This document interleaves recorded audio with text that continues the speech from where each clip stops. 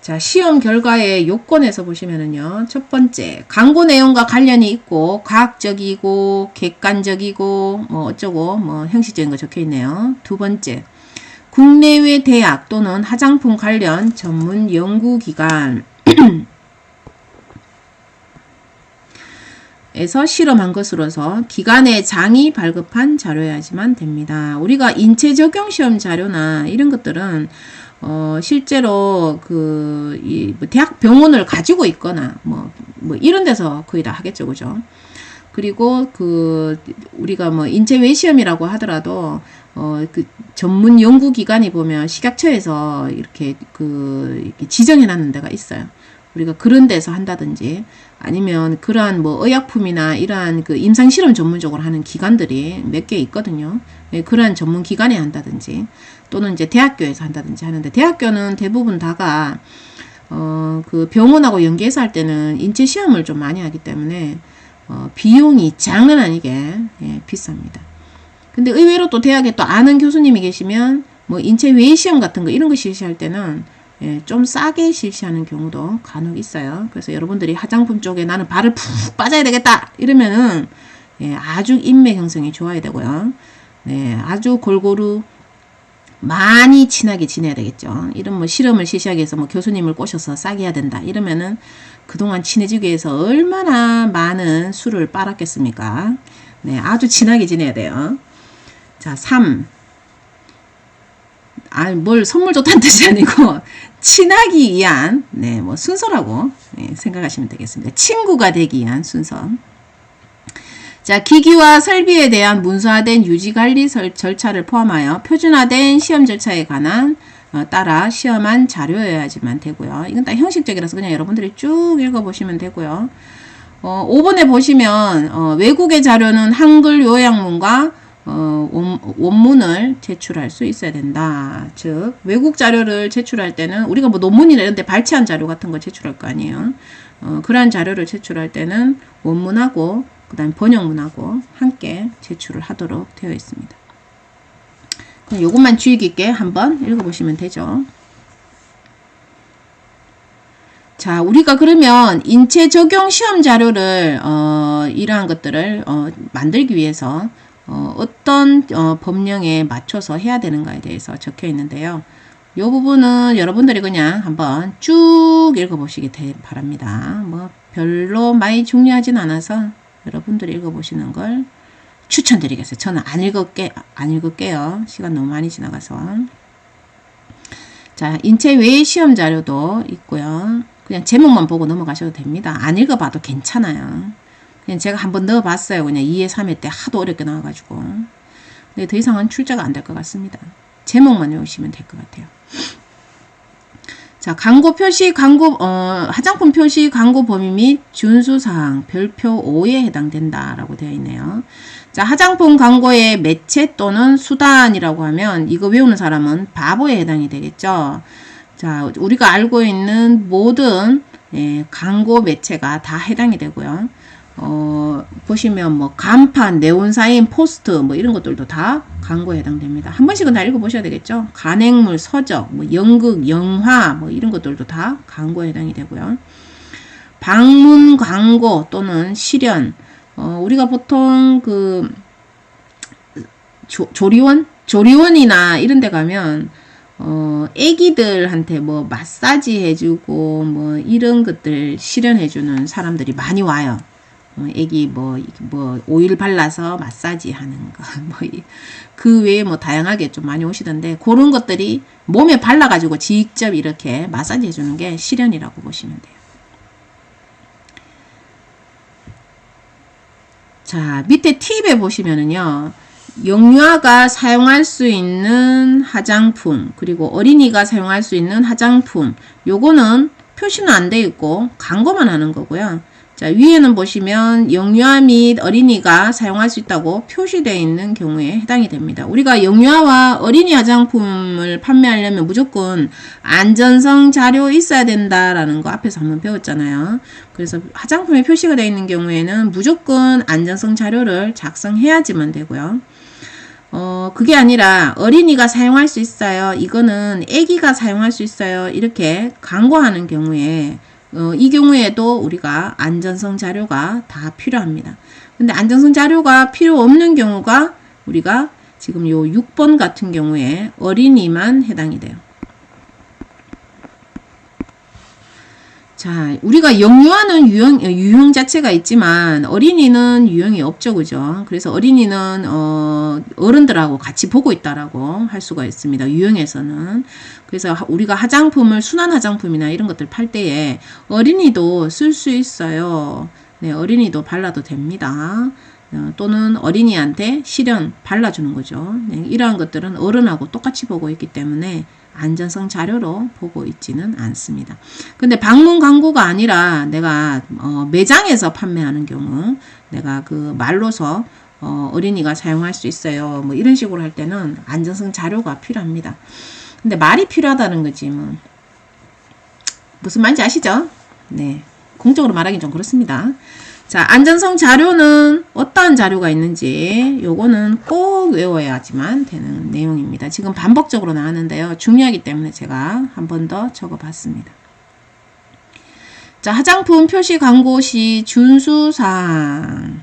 자, 의약품으로 잘못 인식할 수 있는 내용, 뭐 치료된다, 효과가 있다, 뭐 이런 말 적으면은 난리 나죠, 그죠? 의약품법 위반에 해당이 됩니다.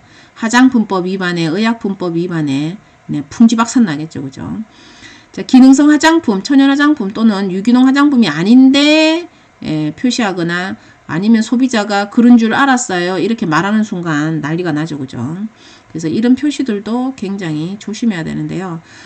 저는 이 부분이 법적으로 잘못됐다라고 저는 생각을 해요. 왜냐하면 유기농 함량이나 천연 함량을 표시할 수 있다라고 했는데 그러한 것들을 표시했는데도 불구하고 소비자가 유기농 화장품으로 오해했다고 연락이 오면 삭제하라고 연락 오는 경우도 있더라고요. 네, 제가 장사를 하다 보니까 별별 일이 다 있어요. 네, 이 부분이 아주 기분 나쁘고 좀 짱나는 그런 거에 해당이 돼요. 여러분들이 만약에 장사를 하다가 그러한 사태가 발생하면 요거 때문에 전화가 온 거지만 여러분들은 ISO 16128에 의한 여러분들이 그러한 것들을 국제적인 법령이라든지 또는 우리가 이번에 아까 저희가 처음에 공부할 때 천연하고 유기농 함량을 표시해야 된다는 거 내용 나왔었죠, 그죠? 그 조항을 끄집어내서 보여주시고 그렇게 대처를 하셔야 될 것 같아요. 저는 대판 한 판 싸웠어요. 그것 때문에. 왜냐하면 저희 회사로 전화 온 건 아니고 판매하는 사람이 판매하는 사람한테 전화가 와서 계속 걸었었거든요. 그래서 제가 그 사장한테 전화번호 달라 해가지고 전화해가지고 다다다다다닥 열받아가지고 막 성질나가고 막 난리를 쳤어요. 어떤 새끼가 자꾸 신고하느냐고 업무 방해죄로 내가 꼬발라 넣거라고. 내가 진짜 뭘 잘못했으면 모르겠지만 자꾸 그런 허위로 신고를 해서 자꾸 뭘 달라고 하시는데 어이가 없어서 그렇게 한 적이 있었어요. 실증 자료는 여기에 나오는 것만 실증 자료에 해당되는 건 아니에요. 제가 장사해 본 경험에 의하면은 예를 들어서 여러분들이 화장품을 판매할 때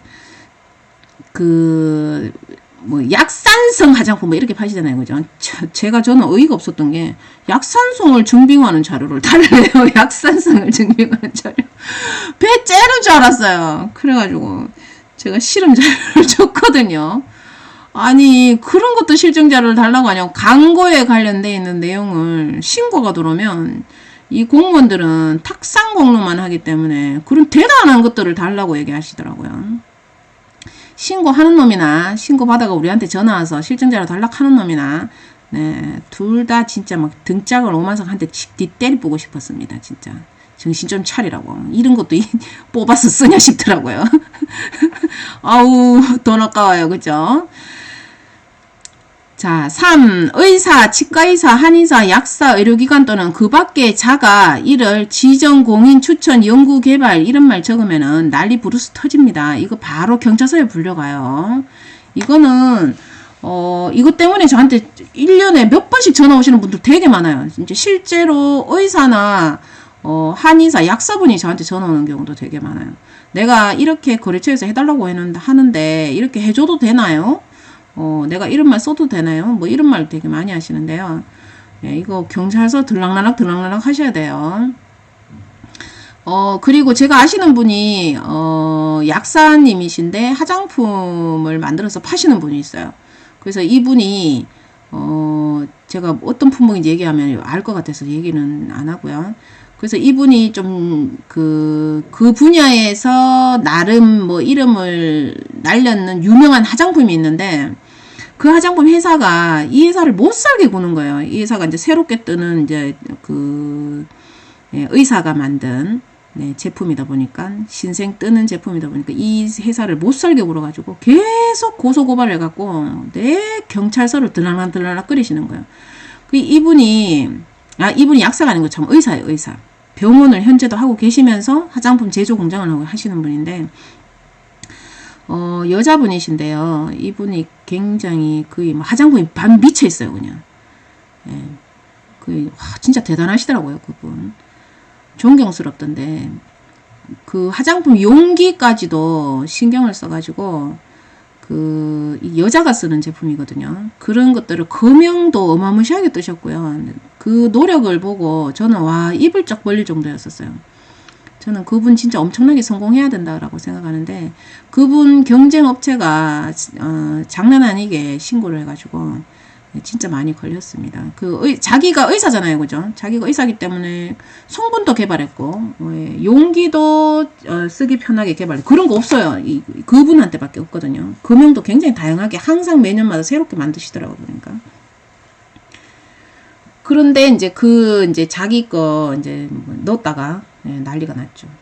그래서 뭐 약사가 개발한 화장품, 뭐 의사가 개발한 화장품, 뭐 의사가 만든 화장품, 의사가 뭐 연구 공동 개발한 뭐 어쩌고 이게 다 안 됩니다. 그냥 네, 절대로 쓸 수 없어요. 형사법으로 고발 조치 당합니다. 자, 외국 제품을 국내 제품으로 또는 국내 제품을 외국 제품으로 잘못 인식하도록 표시 광고하는 경우 아유, 광고하지 말고 그냥 혼자 다 쓰란 소리인 것 같아요. 자, 외국과의 기술 제휴를 하지 않고 외국과 기술 제휴했는 것처럼 가짜로 광고하는 경우. 그리고 내게 최고로 좋아요. 내게 최상으로 좋아요. 1등 했어요. 뭐 이딴 식으로 최고, 최상 이런 말을 집어넣으면 절대로 넣을 수가 없습니다. 꼭 기억을 하셔야 돼요. 자, 그 외에는 별로 어렵지가 않기 때문에 여러분들이 읽어보시고요. 잘 걸리는 게 요것도 잘 걸려요. 왜 보면 얼굴 반틈 띠거리 놓고 여기는 발라가지고 펴졌는 얼굴, 이거는 주름이 짜글짜글한 얼굴 이런 식으로 광고하거나 또 광고 봤을 때 너무 혐오스러운 왜 피부병 걸렸는 뭐 여드름 뭐 이런 것들 사진 쓰거나 뭐 이런 것들 다 걸려요. 네, 보는 즉시 신고할 수가 있습니다. 여러분들 5만원씩 받고 식약처에 그 알바를 뛸 수도 있어요. 네, 이런 것들 다 잡힙니다. 나머지는 여러분들이 읽어보세요. 그냥 읽어보셔도 쉬운 내용이라서 제가 그냥 조금 어려운 부분만 설명했어요. 자, 한방 화장품의 표시 광고라는 게 있는데요. 우리나라는 한방 화장품이라는 게 있죠. 자, 이 한방 화장품은 보시면 자, 내용량 그냥 100g 기준으로 해야지 몇 %인지 우리가 알 수 있기 때문에 그래서요 100이라고 잡아놓은 거예요. 자, 100에 함유된 모든 항방 성분을 원재료로 환산하여서 합산한 중량이 1mg 이상인 경우에 우리는 한방 화장품이라고 표시할 수가 있어요. 자, 1mg이라고 하면은 1000분의 1로 뒤쪽에난 거죠. 그죠? 그래서 뭐 그램으로 바꿔치기 하면 여기 친절하게 적어놨네요. 제가 여러분들 하도 질문을 많이 해갖고 적어놨어요.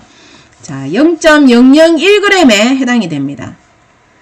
0.001g이 자 100g 중에 포함되어 있어요. 같이 포함되어 있는 경우에 우리가 한방 화장품이라는 말을 쓸 수가 있습니다. 여러분들 생각하기에는 아이고 너무 적어요. 발만 담그고 나간 거 아닐까요? 뭐 이렇게 생각하시는데 아닙니다. 고윤분에 해당되기 때문에 이 정도만 해도 양이 엄청나게 많은 거죠. 여러분들 진액으로 되는 홍삼 뭐 이런 것들 있잖아요. 그죠? 예, 그런 것들을 요 그램만큼 넣었다고 생각하시면 돼요. 요 정도 넣어도 색깔도 누렇게 나옵니다. 뭐 약간 갈색이 나올 수도 있겠고. 네, 어떻든, 네. 1mg이라는 숫자 꼭 기억해 주시고. 요거 한 개만 외우시면 되고, 다른 거 외우실 필요 없어요. 다른 거는 그냥 한번 쭉 읽고 그냥 넘어가 버리세요. 외울 거는 없습니다. 자, 천연 화장품과 유기농 화장품도 보면 표시가 기능성 화장품하고 똑같이 이렇게 생겼죠. 그죠? 그래서 이런 식으로 되어 있습니다. 우리가 천연 화장품, 유기농 화장품 포장지라고 하면 폴리염화 비닐이라고 해서 PVC라고 되어 있고요. 폴리스티렌 폼은 스티로폴이에요. 스티로폴. 이런 것들로 포장을 할 수가 없습니다. 그래서 요게 시험 문제에 나왔었죠. 2번 정도 출제됐는가? 아마 그런 것 같은데요. 최근에 한번 나오고 예전에 초기 때 나왔나 안 나왔나 조금 헷갈립니다. 저도 문제집을 내다 보니까 요즘은 막 헷갈려요.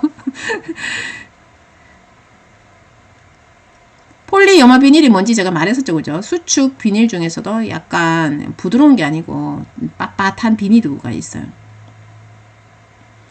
자, 포장재의 공간 비율이라고 해서 우리가 그 세트 포장을 한다든지 다양한 포장을 할 때 보면 이렇게 과대 포장이라는 거 여러분들 들어보셨잖아요. 과대 포장이 뭐예요? 박스는 크고 안에 내용물은 쨈에 들었고 이게 과대 포장이죠. 예를 들어서 뭐 토너를 파는데 토너는 뭐 50g짜리 쪼매난 건데 뭐 박스가 뭐 택배 박스만한 크다란 데다가 뭐 걔를 집어넣어 갖고 이렇게 팔면 너무 커 보이잖아요. 밖에다가 뭐 이렇게 적어놓으면 안에 뜯어서 보면 다 개또바시로 되어 있고 내용물은 째면한 거 하나 딱 들어있고 사기치는 이러한 가대 포장을 방지하기 위해서 이러한 공간 비율이라는 법령을 만들어 놨어요. 그래서 가대 포장 방지를 위해서.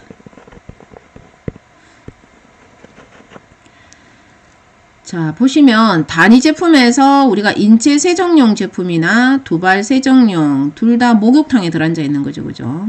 자, 목욕탕에 들어앉아 있는 거는 우리가 15% 이하라고 되어 있고요. 이제 포장하는 횟수는 2차 포장 이내라고 되어 있습니다. 자, 우리가 15% 이하라고 하는 거는 용기를 우리가 이렇게 종이 박스에다가 단박스에다가 우리가 이렇게 용기를 담으면 요 남아있는 요 공간이 15% 이하가 남아있어야 된다 이 뜻인 거예요. 전체 박스를 100으로 봤을 때에 15% 이하가 남아있어야 된다라는 뜻이죠. 자, 그 외에 즉 목욕탕에 있는 거 그 외에는 다 10% 이하에 해당이 됩니다. 우리가 기초 화장품 5종 세트 뭐 이런 거 만들면은 우리가 갑자기 확 사라져 버리죠. 그죠? 이게 요거에 다 걸리죠. 10%에 걸립니다. 여러분들이 테트리스 뭐 그걸 아무리 잘한다고 해도 이 네모난 박스에다가 토너, 에센스, 뭐 크림, 뭐 어떻든 뭐 짬뽕 6종 세트 뭐 이렇게 해갖고 이렇게 뭐 끼워 넣어서 아무리 만든다고 해도 얘를 뭐 잘라가지고 요렇게 뭐 만든다고 해도 요 남는 공간이 10%를 이하가 나올 것 같습니까? 절대로 안 나옵니다. 절대로 안 나와요. 자, 그래서 여러분들한테 요거를 따로 또 예외를 준 게 뭐냐? 종합 제품은 그러면 더 많이 남가도 돼. 이래가지고 25%를 요렇게 해줬어요. 개또바시를 썼을 때는 개또바시 밑에 받침을 의미해요. 예, 개또바시 받침을 사용했을 때는 부피를 더 많이 또 써먹었죠. 그죠? 이미 25%에서 써먹었어요. 그래서 20% 이하로 더 줄여버렸습니다. 줄여놨는데 즉 5% 정도는 개또바시가 차지를 한 거죠. 그죠? 근데 20%에 맞출 수 있느냐? 여러분들은 충분하게 법을 줬다라고 생각할 수 있는데 절대로 이거 못 맞춰요. 썩은 법령이에요. 썩은 법령. 여기 아무리 찐가 맞춰도 20% 이건 남가가지고 한다는 거는 불가능해요. 뭐 이거 화장품 용기를 뭐 물렁물렁거리는 고무로 만들어가지고 이렇게 뭐 쑤셔 넣어가지고 뭐 이렇게 한다면 몰라도 절대로 나올 수 없습니다. 이거 다 걸려요. 시중에 파는 세트 여러분들 신고하면 이 여기에 다 걸립니다. 무조건 100% 걸려요. 그래서 아까 제가 뭐라 했어요. 뛰는 놈이 나는 놈이다 그랬죠. 뛰는 놈이 우리는 날아가야 되겠죠. 날아가기 위해서 어떻게 하느냐면 여러분들이 요 받침을 싹 빼내면은 밑에 하장솜이 한금 들어앉아 있어요. 하장솜이 막 들어앉아 있어요. 안에. 받침을 열면 있어요. 받침을 열면. 여러분들 받침도 안 열고 홀라당 버리시죠. 그죠? 받침 열면은 하장솜이 한금 들어앉아 있습니다. 네. 아모레 거 사도 들어앉아 있어요. 네. 다 들어앉아 있습니다. 왜? 요 개떡 같은 법령 때문에 요거를 피해가기 위해서 그렇게 해놓은 거예요. 예, 뛰는 놈이에 날라다니는 놈들이다 이렇게 보시면 되겠습니다. 그래서 시중에 보면 사실 우리가 설화수 풀세트 같은 경우에 화장품이 엄청나게 잘 나가죠, 그죠? 저는 외국 손님들한테 선물할 때 되게 좋았고, 뭐 꼭 설화수가 아니라 하더라도, 예, 뭐 국내 다른 세트들도 이렇게 선물 주면 되게 좋아하시고 좋았어요. 근데 너무 많이 사라져 버렸죠, 그죠? 특히 또 설화수는 세트로 사기가 되게 어려워요. 뭐 명절 때 시즌 아니면 없고, 네, 그게 조금 안 좋았어요. 저는 외국에 한 번씩 좀 공적인 일로 나갈 때도 있어가지고 그럴 때는 엄청 많이 사가거든요, 세트로. 진짜 많이 사가는데 명절 때 미리 안 사재 놓으면 못 들고 가니까 스트레스 받더라고요. 네, 그런 어려움이 있었습니다. 어떻든. 자, 여기에서 우리가 이러한 가대 포장을 해도 되는 품목이 딱 한 가지가 있어요. 가대 포장을 해도 되는 품목이. 그게 바로 향수입니다.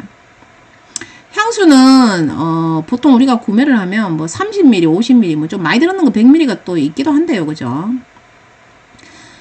그런데 용기 자체가 뭐 밖에 박스가 물론 뭐 딱 붙여가지고 뭐 딱 맞도록 이렇게 만든 박스도 있지만 박스를 헐렁하게 억수로 크게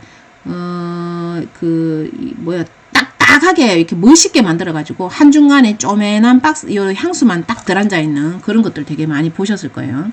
예를 들어서 이렇게 받침이 이렇게 있고, 향수는 중간에 조그맣게 이렇게 딱 돼 있고, 뚜껑 그다랗게 이렇게 딱 들어붙이고, 네. 포장이 90% 완성됐겠죠. 네. 이런 식으로 향수가 되어 있는 경우도 많습니다. 근데 향수는, 네. 이게 제재가 없어요. 네, 왜 없는지는 잘 모르겠어요. 제가 그래서 너무 궁금해서 식약처에 전화 한번 했어요. 식약처에 전화해가지고 식약처 사람들 제가 아마 블랙리스트에 올라가있지 하도 전화를 많이 해가지고 네, 너무 죄송해요. 근데 궁금해서 못 참겠더라고요. 그래서 제가 뭐라고 물어봤느냐 하면 이거 진짜 맞아요. 맞아요. 이렇게 물으면서 마지막에 그러면은 향수는 가대 포장해도 되네요. 내가 이랬거든요. 그러니까 그 공무원분이 말을 드득 버벅거리면서 그렇다고 가대 포장하라는 건 아니지만 이러시길래 그러면 뭔 뜻이냐고 똑바로 얘기하라 그러니까 뭐 해도 되지만 그래도 뭐 이런 식으로 자꾸 말을 이상하게 하시더라고요. 여러분들이 어떻든 유일하게 화장품 중에 향수는 가대 포장이 가능하고요.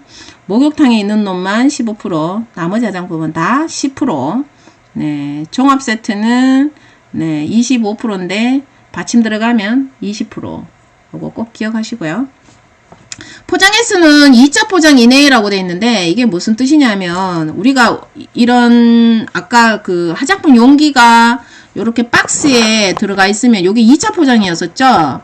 근데 이거를 세트 포장을 했다라고 가정을 하면 이렇게 세트에다가 뭐 종이 박스 포장되는 거 이런 식으로 만약에 집어넣어서 내가 5종 세트를 만들었다고 가정을 해요. 5종 세트를 만들었다라고 가정을 하면 자 그러면 여기 포장 한번, 요 종이 포장 또 한번, 안에 또 용기에다가 내용물 담겨 있는 거 또 한번, 이거는 3번 포장한 거예요. 3번. 3번 포장해서 포장법 위반 벌금 나와요. 이 포장 절대로 안 돼요. 그러면 어떻게 포장한다? 세트 포장을 할 때는 네, 단박스를 삐끼 내고 네, 용기만 집어넣어야 됩니다. 그래서 우리가 세트 포장해 보면 네, 요렇게 종이 박스가 들어가 있지 않고 용기만 요렇게 들어가 있죠. 그래서 용기는 1차 포장, 예, 요 박스가 두 번째는 포장. 즉, 2차 포장 이내로 해야지만 됩니다. 횟수라고 되어 있잖아요. 여기서 1차, 2차는 앞에서 배운 1차, 2차하고 상관없고요. 횟수에 의한 1차, 2차 포장입니다. 나머지 내용은 제가 설명했기 때문에 그냥, 뭐, 제가 설명한 내용 요 그대로 나와 있어요. 그냥 쭉 그냥 읽어보시면 되겠습니다. 제가 줄여놓은 거예요, 위에 부분. 자, 환경부가 고시했는 포장용기의 재사용에 대해서 제가 그냥 어려운 부분만 찾아가지고 그냥 한번 적어봤는데요. 뭐, 화장품 부분에 해당되는 것들만 한번 찾아서 적어봤습니다. 여기 보시면 다음 각호의 제품을 제조하는 자는 그 포장용기를 재사용할 수 있는 제품의 생산량이 해당 제품 총 생산량에서 차지하는 비율이 진짜 말도 너무 어렵게 적어놨어요. 그죠? 자, 다음 각호의 구분에 따라 비율 이상이 되도록 노력하여야 한다. 자, 색조 화장품을 만들어서 파는 경우에는 100분의 10 정도는 포장 용기가 재활용할 수 있어야지만 된다라고 되어 있고요. 합성 수지 용기를 사용한 액체 세제류, 분말 세제류, 어떻든 세제통 같은 경우에 이런 것들 그러면 우리가 샴푸, 린스, 바디 클렌저, 뭐 폼 클렌저 이러한 뭐 씻어내는 제품들에 해당이 되겠죠. 그러한 제품들은 반 이상이 재사용이 가능해야 된다라고 되어 있고요. 아니네요. 위에 세제랑 죄송합니다. 샴푸 린스가 밑에 다르게 되어 있네요. 자, 두발량 화장품 중 샴푸 린스는 100분의 25라고 되어 있네요. 이거는 우리하고 상관없는 건데 제가 쓸데없이 제가 드러났네요. 자, 두발용 샴푸 린스는 100분의 25가 재사용이 돼야지만 됩니다. 여러분들 기억하고 디귿만 보시면 될 것 같아요. 자, 샴푸 린스를 재활용해야 된다는 쓸데없는 이런 고시를 해놔가지고요. 뭐, 사실 뭐 요즘 법령 보면, 용기를 뭐 재사용할 수 있도록 뭐 재질을 처음에는 바꾸더니만, 그다음부터는 뭐 리필 뭐 있다는 거 만들어가지고, 용기를 씻어서 쓰라고 이렇게 많이 권하고 또 씻어서 쓰는 업체는 뭐 어떠한 뭐 그걸 주겠다는, 특혜를 주겠다는 이런 행사도 하는데 아무도 호응을 안 하고 있죠. 그죠? 여러분들 생각에도 호응을 안 하는 이유가 뭐라고 생각하십니까? 환경도 중요하지만 샴푸 린스 통, 뭐 화장품 통 이거 재활용하려고 하면 그 펌프 사이에 찡기는 때하고 그 용기 안에 들어본 거하고 이거 누가 깨끗하게 씻어서 소독까지 해갖고 누가 어떻게 들고 와요? 소비자가 만약에 그 정도로 깨끗하게 안 씻고 오면 솔직히 리필 업체에서는 제품은 이상 없는데 용기에 문제 생겨갖고 그 제품에 문제가 발생할 수도 있거든요. 그럼 소비자가 얼굴 디비졌다고 와가지고 위해 화장품으로 쌩 난리를 치면은 우리는 또 식약처 신고해갖고 또 제품 다 수거 당해가지고 식약처 사람들 뛰어와가지고 다 수거해가죠. 수거해가 검사 다 했는데 아무 문제 없어요. 그 용기 들어가갖고 가 화장품만 문제 생긴 거예요. 제 건 아무 문제 없어요. 그러면 뭐예요? 혐의 없으면 티 넣으면 뭐합니까? 벌써 뭐 회사는 풍지박산이 다 나에 있는데 뭐 일이 손에 잡히겠어요? 예, 그런 것들이 염려가 되니까 아유 뭐 공부하다면 내가 실점 소리하고 앉았네요. 네, 그러니까 뭐 재활용 용기를 하겠어요? 그래 어떻든 뭐 지금 권장하니까 재활용이 되도록 뭐 벌크를 뭐 재활용 통에다가 뭐 해주세요 이런 얘기 저한테 한 번씩 연락이 옵니다. 근데 연락이 오는데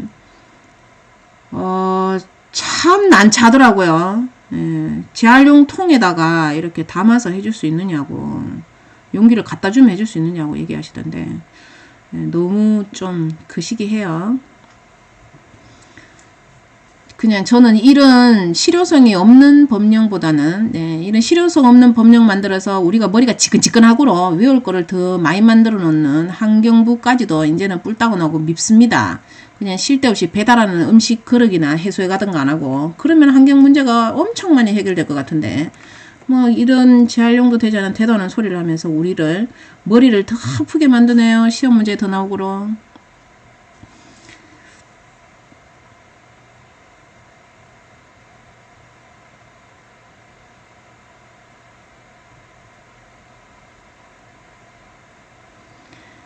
자, 포장재의 등급 표시.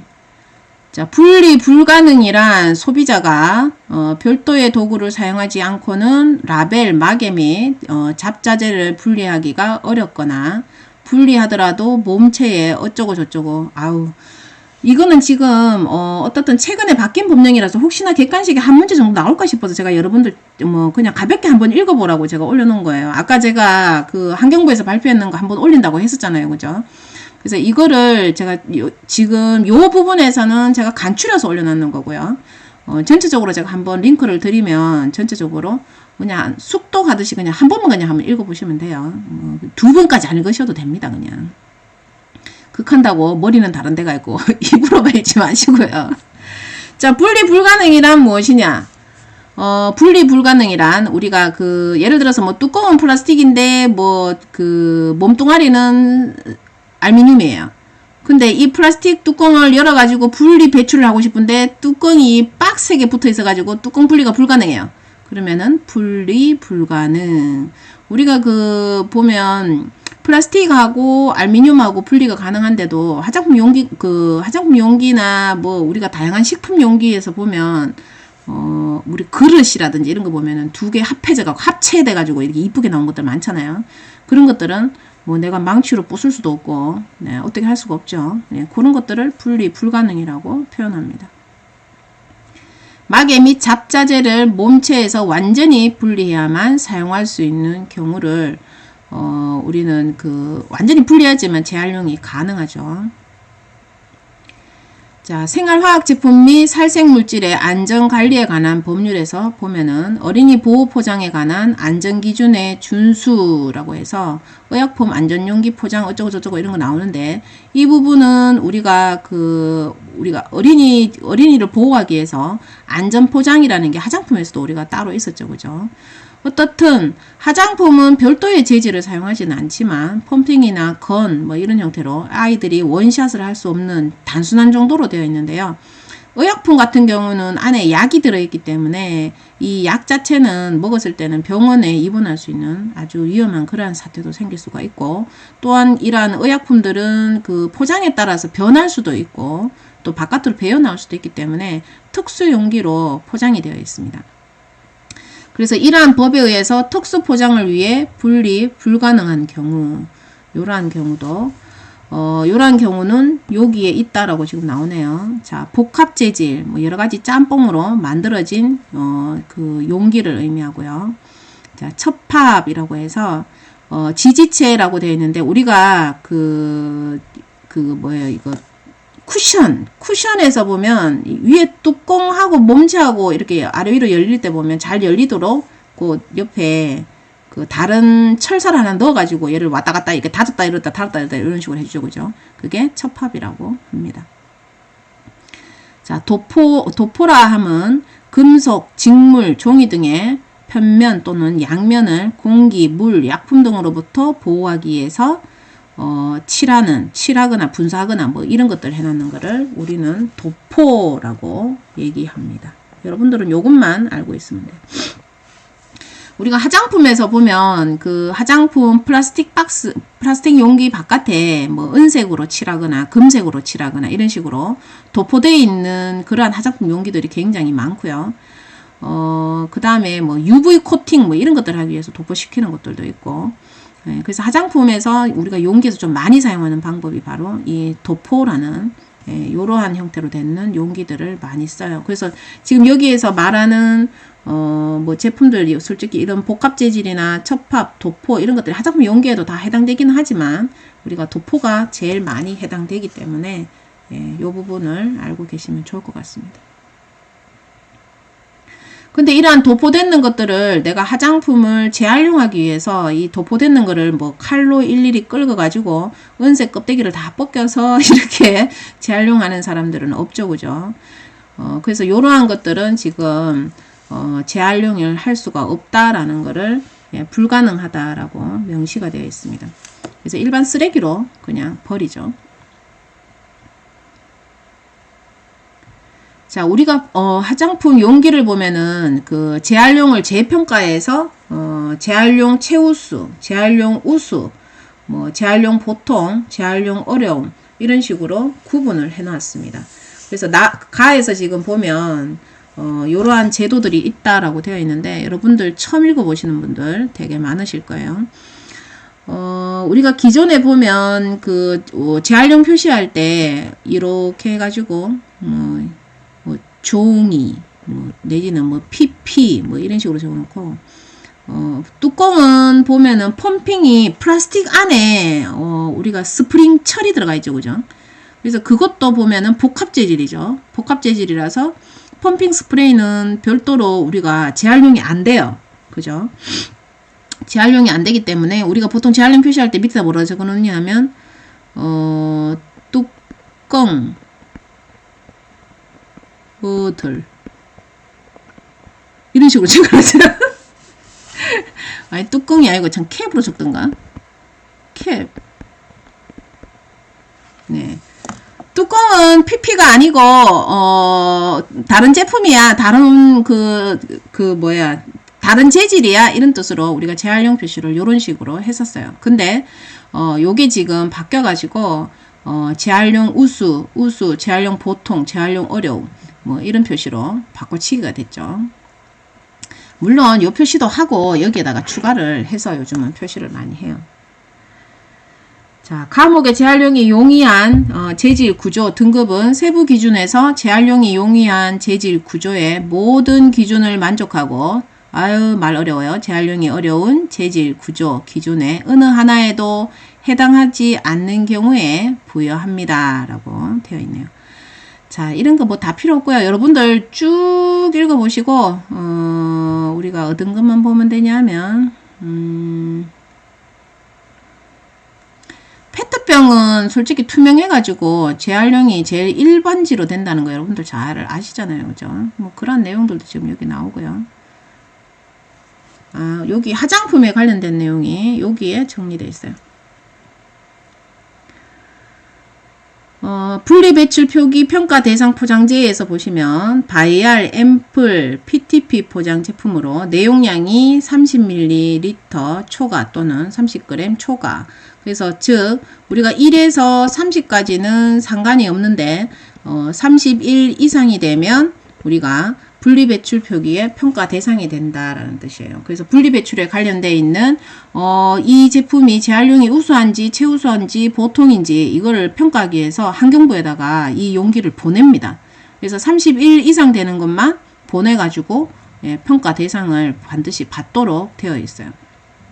기존에는 이런 제도가 없었잖아요. 그죠? 자, 각 자재의 표면적이 50제곱센티미터 이상인 자재. 자, 이 경우에도 무조건 보내서 평가를 받도록 되어 있습니다. 그래서 대부분 우리가 사용하는 화장품 용기들이 거의가 우리가 50, 100 뭐 이런 식으로 되어 있기 때문에 거의 대부분 다 해당된다고 그냥 보시면 돼요. 네, 이러한 것들이 제대로 재활용이 우수한지 어떤지 재활용이 안 되는 건지 이러한 것들을 평가받기 위해서 우리가 다 환경부로 보내서 돈을 내야지만 됩니다. 자, 우리가 이러한 포장재에다가 보면 우리가 생수 사 먹으면 재활용이 최우수 이렇게 적혀 있는 거 여러분들 못 보셨죠, 그죠? 네, 그래서 이 환경부가 참 못됐는 게 재활용 최우수 이런 거는 의무적으로 안 적어도 된대요. 물론 적어도 되지만 안 적어도 되고요. 반드시 적어야 되는 거는 재활용이 어려움 이것만 포장재에 꼭 적으라고 돼 있어요. 그럼 재활용이 어려움이 위에서 뭐가 나왔어요? 복합재질, 첩합, 도포 이게 재활용이 어려운 제품에 해당이 되죠. 재활용 안 된다 했잖아요. 안 되는 게 어려운 제품인 거예요. 그래서 복합, 첩합, 도포 코팅 짬뽕으로 섞여가지고 재활용이 안 됩니다. 그래서 여러분들은 분리배출할 때 재활용이 어려운 제품은 그냥 쓰레기 봉다리에 담아가지고 버리시면 되겠습니다.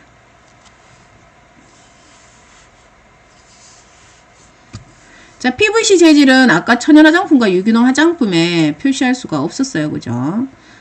그 포장 재질로 사용할 수가 없었어요. 자, 식품 포장용 랩 필름은 자, 분리 배출 표시 예외 포장재에 해당하더라도 의무적으로 등급을 표시하도록 되어 있습니다. 이거는 화장품하고는 상관이 없는 부분이죠. 자, 4번에 보시면 요게 지금 요 4, 5, 6번은 또 화장품에 해당되는 내용이에요. 자, 유리병에 보시면은 자, 무색, 갈색, 녹색 요렇게 세 가지 색깔은 재활용이 우수한 등급에 해당이 됩니다. 그래서 요 색깔 세 가지는 꼭 외우셔야 돼요. 그래서 우리가 유리병으로 화장품을 만들게 되면 무색, 갈색, 녹색 외에 다른 색깔을 잘 안 쓰도록 좀 많이 바뀌었어요. 그 이유가 재활용이 우수하지 않고 재활용이 어려운 등급이 나와버리면은 여러분들이 왜 페트도 색깔이 뭐 다양하게 들어가면 뭐 재활용 안 된다 그래갖고 투명한 걸로 거의 바뀌고 가에 뭐 비닐 뒤집어 씌우고 뭐 이런 식으로 막 바뀌었잖아요. 그죠? 이제 그렇게 바뀐 이유가 법령에서 무조건 해라 이런 게 아니었고요. 법령에서 지금 요 부분에서 보면 환경부에 보내가지고 평가를 받아 이렇게 말했잖아요. 등급을 평가받으라 했잖아요. 등급 평가 받는 이유가 뭐냐? 내는 세금이 틀려요. 재활용이 어려운 용기를 사용하게 되면 이 내는 그 세금이 더 많아지기 때문에 용기 값이 더 많이 올라가겠죠. 그래서 여러분들이 화장품 용기를 구매할 때 보면 이러한 특히 유리병 같은 경우에 무색, 갈색, 녹색을 뺀 나머지 용기들은 굉장히 비싸고 잘 안 만들어 주려고 그래요. 그 사람들도 더 평가를 받고 돈을 내야 되니까 세금을 많이 내야 되기 때문에 안 만들어 주려고 하죠. 어떻든 재활용 우수 등급은 무색, 갈색, 녹색에 해당이 되고요. 페트병은 무색 외에는 모든 게 평가 대상에 해당됩니다. 왜? 니은에 해당되기 때문에 평가 대상에 해당되기 때문에 페트병들도 세금 내기 싫어서 무서워서 전체 다 투명하게 다 바꾸고 밖에다가 교묘하게 비닐로 봉다리가 딱 벗겨질 수 있는 수축 비닐로를 딱 입혀놨죠. 그죠? 그런 식으로 우리가 마시는 페트병도 다 바뀌었습니다. 그래서 페트는 무색. 라벨은 분리가 가능한 종이 및 합성수지 재질, 몸체에 직접 인쇄한 경우에 재활용 우수 등급으로 나옵니다. 라고 되어 있죠. 그래서 분리가 가능한 종이나 합성수지 재질을 사용을 하도록 되어 있습니다. 그 외에는 심심하시면 읽어보시면 될 것 같습니다. 심심할까봐 제가 이렇게 친절하게 빼놨네요. 여기다 갖다 놨네요. 네, 보시기 바랍니다. 제가 너무 친절해서 탈인 것 같아요.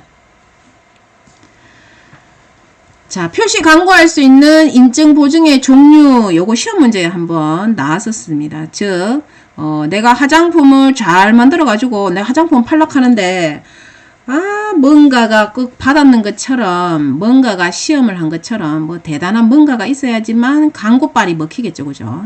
그래서 그러한 광고빨을 먹히게 하기 위해서 우리는 천연화장품, 유기농 화장품 인증 허가를 받기도 하고요.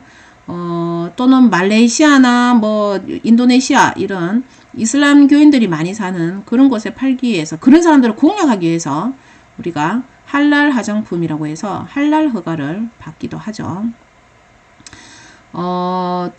그 코셔 같은 경우에는 유대교에서 인정하는 그러한 성분에 해당되는 게 코셔예요. 유대교하고 그 이슬람교에서는요, 종교가 같이 이렇게 종교가 거의 정치를 한다고 해야 되나? 종교가 거의 뭐 지배한다고 봐야 되죠. 뭐 거의 일치가 되어 있죠. 그래서 종교에서 얘기하는 뭐 먹을 수 있는 뭐 음식, 먹을 수 없는 음식, 뭐 이런 것들이 뭐 기준이 있어요. 사용할 수 있는 원료, 사용할 수 없는 원료. 원래는 먹는 데만 하다가 이제는 화장품까지 확장을 했습니다. 할랄 화장품이 적용됐는 게 몇 년도였더라? 제가 논문 쓸 때 할랄 화장품을 우리나라에서 처음으로 썼거든요. 어떻든 2010 한 13, 14년도 그 정도 됐을 거예요. 할랄 화장품이 생겼는 게. 네. 그래서 요즘 우리나라에 보면 우리나라도 할랄 화장품 허가를 내주죠. 할랄 화장품은 각 나라마다 이렇게 그 허가를 다 가지고 있어요. 말레이시아 허가 따로 있고 인도네시아 허가 따로 있고 네. 그 우리나라에서 주는 허가가 따로 있고 네. 전 세계적으로 제가 알기로는 약 50개 정도 있는 걸로 알고 있어요. 각 나라마다. 네, 뭐 좀 통일을 시키면 좋겠지만 각자 돈을 벌기 위해서 따로따로 주시는 것 같은데 어떻든 이러한 이슬람 교인들을 겨냥하려고 하면은 화장품을 팔려고 하면 할랄 허가를 받아야지만 이슬람 교인들이 쓰겠죠. 그죠? 그래서 할랄 인증을 우리가 화장품을 받기도 하고요. 그 다음에 유대인들을 겨냥하기 위해서 우리가 코셔 인증을 받기도 하고 그 다음에 비건도 보면 식물만 먹는 거고 동물은 안 먹는 거잖아요. 그죠? 근데 화장품까지 나와가지고 뭐 식물성 원료만 사용했다는 비건 화장품. 그나마 이 중에서 제일 싸요. 다른 건 다 몇백만 원씩 하는데 뭐 다른 건 다 기본이 300 이상씩 하죠. 3, 400 뭐 이렇게 하는데 비건만 아주 저렴하고 착해요. 30만 원. 여러분들 필요하면은 이 중에서 비건 화장품 허가는 받는 거를 저는 추천드려요. 뭐 이태리하고 프랑스였나? 뭐 요즘 우리나라에서 대행해준 업체가 2군데를 해주시던데 우리나라는 아직 비건 허가는 없어요. 우리나라는 천연하고 유기농하고 할랄밖에 없어요. 그래서 비건은 외국 거를 지금 국내에서 대행하는데 대략 약 30만 원 정도 합니다. 그래서 여러분들이 장사를 한다면 저는 비건 허가를 추천드려요. 어떻든 여러분들이 이런 허가를 받는 이유가 뭐예요? 고객들한테 어필이 더 잘 돼서 더 잘 팔리도록 하기 위한 그러한 목적도 있고 내 화장품에 대한 신뢰성을 가지고 네가 좀 많이 써봐 뭐 이런 뜻이죠. 그죠? 그래서 화장품에 신뢰성도 주고 또 잘 팔리도록 하기 위한 그런 것들입니다. 그래서 화장품에서 받을 수 있는 인증 종류는 할랄, 코셔, 비건, 천연, 유기농 이런 게 있는데요. 할랄이 시험 문제로 나왔었습니다. 자, 우수 화장품 제조 및 품질 관리 기준이라고 하면 우리가 줄여서 CGMP라고 하고요. 그 다음에 이러한 기준과 비슷한 게 또 ISO 22716이라는 게 있습니다. 둘 다 국제 기준에 해당이 되는데요. 우리가 이 GMP는 화장품에서 화장품으로 우리가 원래는 의약품 제조 및 품질 관리 기준에 해당되는데 우리가 화장품으로 바꿨기 때문에 앞에 C를 붙여갖고 CGMP라는 말로 우리가 사용을 하고 있습니다. 그래서 화장품의 CGMP 허가는 국내 식약처에서 해주고 관리를 하도록 되어 있는데요. 이러한 허가들은 사실 뭐 많은 제조회사들이 거의 한 2,000개 정도 되거든요. 2,000개 정도 되는데 이 CGMP를 가지고 있는 데는 거의 한 150 몇 개, 160개도 안 되는 걸로 저는 알고 있어요. 예, 그 정도 되기 때문에 모르겠습니다. 조금 더 늘어났는지도. 예, 제가 통계를 본 지가 한 1년 전, 1년 전에 봤던가? 하여튼 뭐 그래가지고 그때만 1, 2년 전에만 해도 한 150개 정도 됐었거든요. 그래서 그 정도만 되고 나머지는 그냥 이 CGMP 허가는 못 받았지만 CGMP에 준하는 그러한 그 문서라든지 뭐 안에 시설을 관리하는 거라든지 이런 부분들은 다 그대로 하고 있습니다. 그래서 이 ISO 22716 같은 경우에도 CGMP 못지않게 CGMP보다 문서가 더 많아요. 이거는 문서 귀신이 더 많이 붙어 있어요. 그래서 ISO 22716하고 CGMP가 우수 화장품 제조 및 품질 관리 기준에 해당된다라고 해서 요즘은 외국에 화장품 수출할 때 보면 거의 대부분 선진국에서 요구하는 사항이 CGMP에서 화장품을 만들거나 ISO 22716에서 만들거나 둘 중에 하나의 규정을 요구하고 있습니다. 이게 안 되면 수출을 못하는 것도 되게 많아요. 그래서 여러분들이 수출할 때 보면 뭐 외국에 뭐 동남아나 뭐 일부 선진국 빼고는 웬만한 거의 대부분 뭐 중국까지도 포함해요. CGMP와 ISO 22716이 있어야지만 수출할 수 있기 때문에 수출 화장품 만드시는 분들은 잘 생각하셔서 만드시면 되겠습니다.